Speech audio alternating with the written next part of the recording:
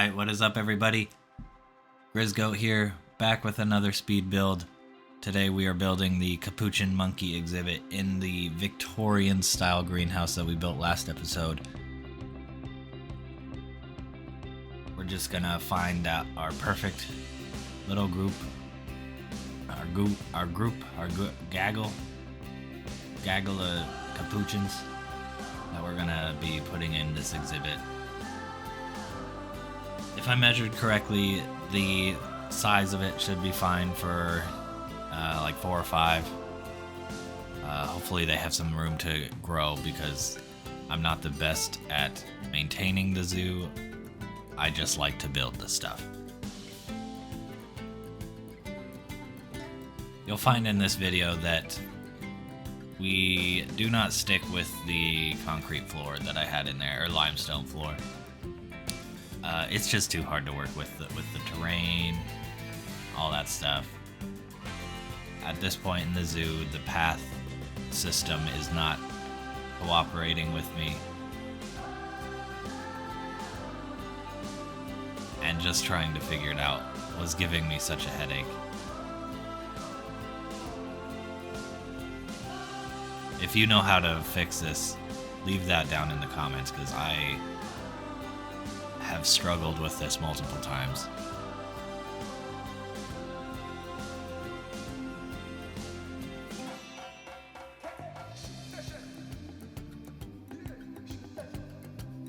So here we are, we're just deleting all of that limestone floor. Yeah, it really wasn't necessary, honestly. Not for an exhibit, at least. Well, I really wanted to find the biggest tree that I could fit in this exhibit. Like I said last episode, I think it's really hilarious to fit a massive tree inside a building, because it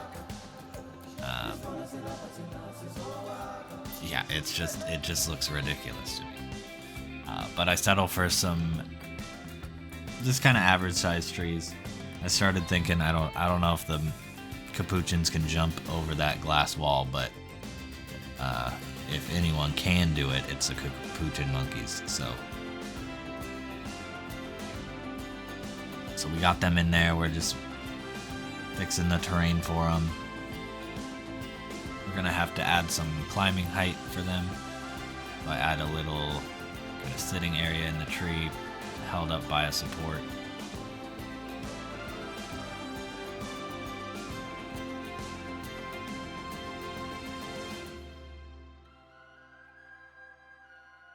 I like making a tree house for the monkeys because they're monkeys and they don't need a tree house, but it just makes it look nice. They could easily just sit in the tree because that's what they do.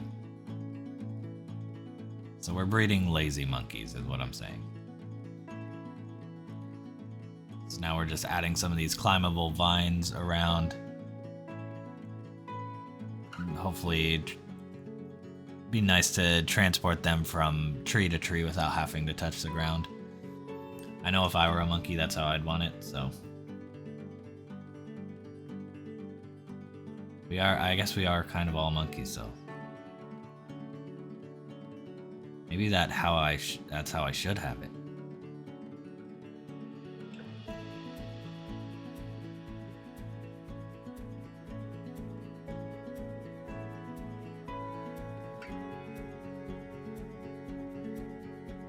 Getting a lot of research done in between these builds. I find that I keep forgetting to assign my vet and mechanic to stuff, so I could have even more, but these builds are taking kind of a long time because, like I said in the first episode, I am kind of revisiting Planet Zoo. I haven't played it that much since it launched.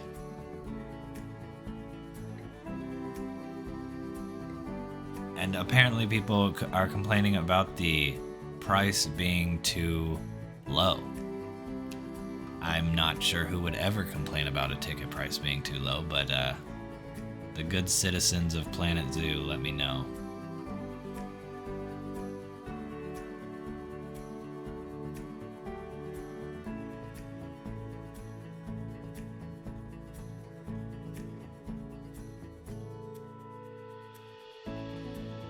here we are. We just added a little feeding platform for them.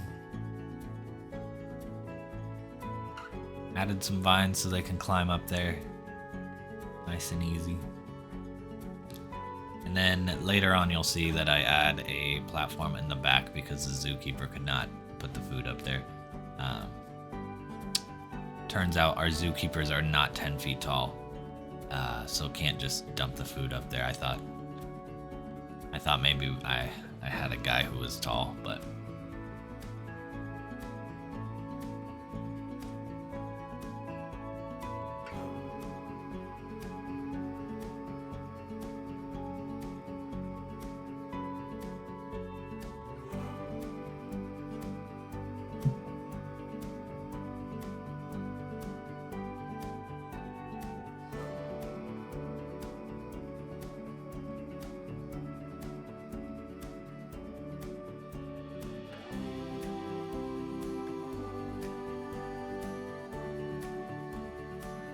now I realize that snow is a thing in this game, and I do not want my poor Capuchins getting cold. So we do end up closing the top of the greenhouse, which probably makes it more of a greenhouse. I don't think they are open most of the time.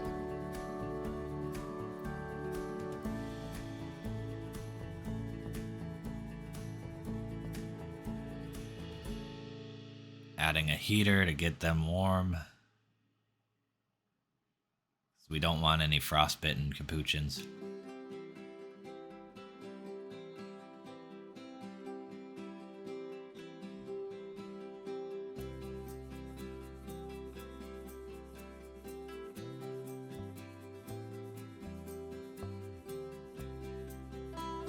And yeah, here is that platform for the keeper because needs it to get up there.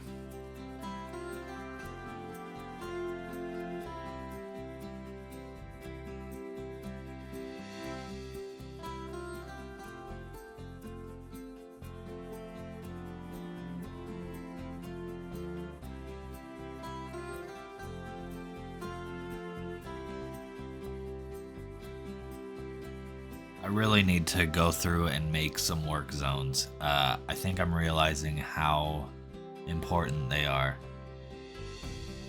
I was playing around with the story mode recently to get some of the statues, and they kind of walk you through work zones, and I think that would actually be pretty beneficial to my zoo to help it operate, and I wouldn't have to tell everybody to do stuff.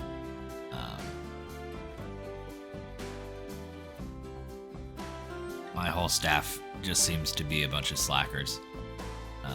When something breaks, it takes months to fix it.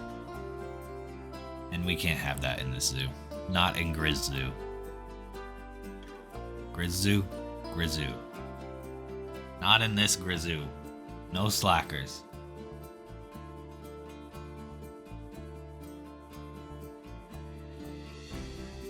So now we're expanding the entrance because the guests were just piling up, and I did not like it. Which you'll find that this build actually becomes this side is actually the back, so the part facing the mountain is the back of the building, and then we're gonna have a big, nice courtyard out in the front, full of food, snacks, drinks, and toilets.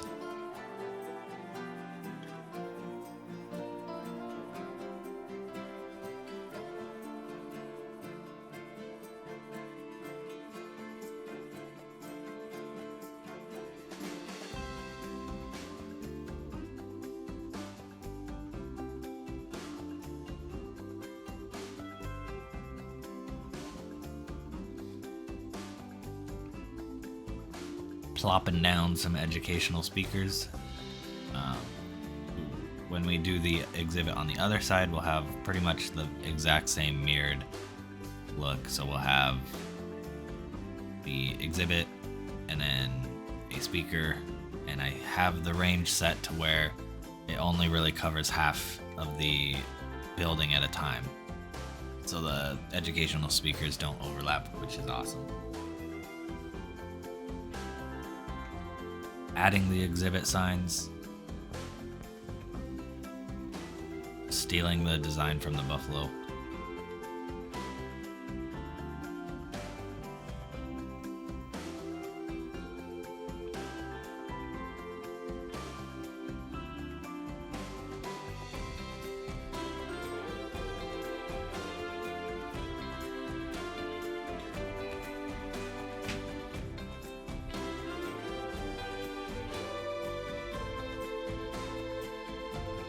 Adding just a little bit of bedding for the Capuchins to sleep on.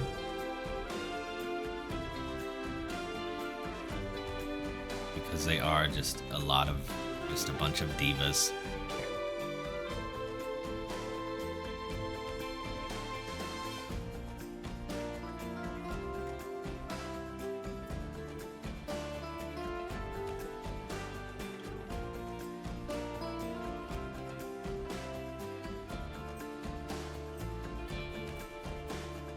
Now I had the revelation to cover up our African buffalo a little bit.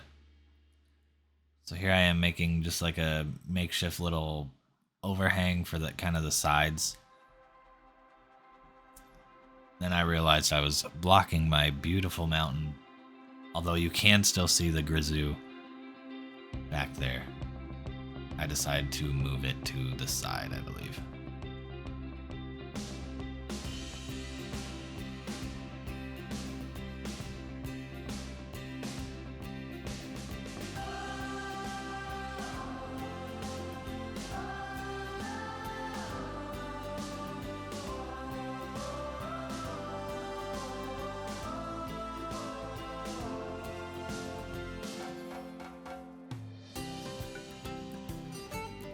Now we're just adding some supports, make it look more like it could actually hold itself up.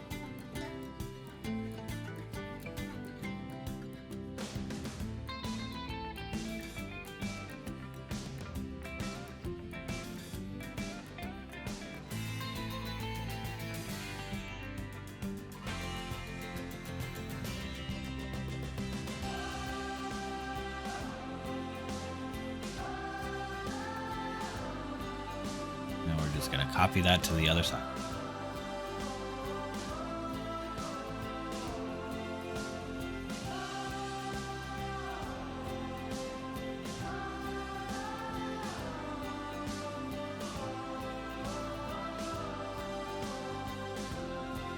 Now we wanted to light up the eye just a little bit more. That way you can really make sure you see it in the dark and through that water.